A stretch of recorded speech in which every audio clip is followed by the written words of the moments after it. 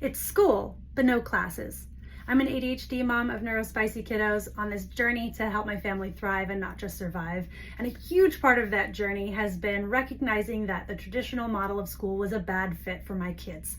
It took a lot. We tried everything, believe me. We struggled with major school refusal. But then we found this school. We moved states actually for the Sudbury Model School. So it's essentially the students are in charge of preparing themselves for adulthood, whatever that looks like to them, in the context of a well-run democracy. And so imagine you could focus on anything you're interested in. Say you're interested in, I don't know, building fairy houses out of natural materials. So you could spend all day doing that if you want. Maybe you might have to stop to go serve on the judicial committee, which is the law and order portion of the school. Or maybe you are called in because you left a mess. Maybe you were building one of those fairy houses and a friend called you out to dig fossils in the forest stream, or play soccer on the field in the snow if you want to.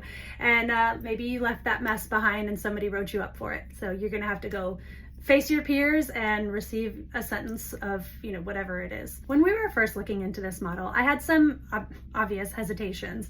I would wake up at 3 a.m. and think like, but what about calculus? And then I remembered that though I myself got a 5, the top score on the BC Calculus AP test, which was the highest available at the time when I was in school, I have not used calculus since, and I honestly don't even know what the terms mean. So if my kids do not learn calculus, that's okay. But if they decide on a career that requires math, then they're gonna have to figure out how to learn math. So they can do that through Khan Academy, community college classes, or talking to the staff members to get a math group going if they want to. But the point is they have to take their learning from I want to do it, figure out how to acquire the knowledge, and actually execute.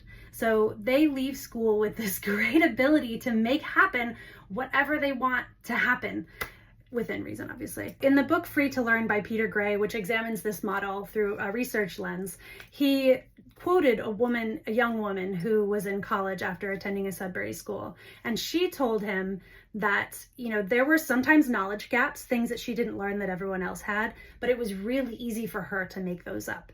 But looking around at her peers, there was sometimes a motivation gap for them. They had had their hands held throughout education and they were just in college because it was the next step. They didn't have their why for being there.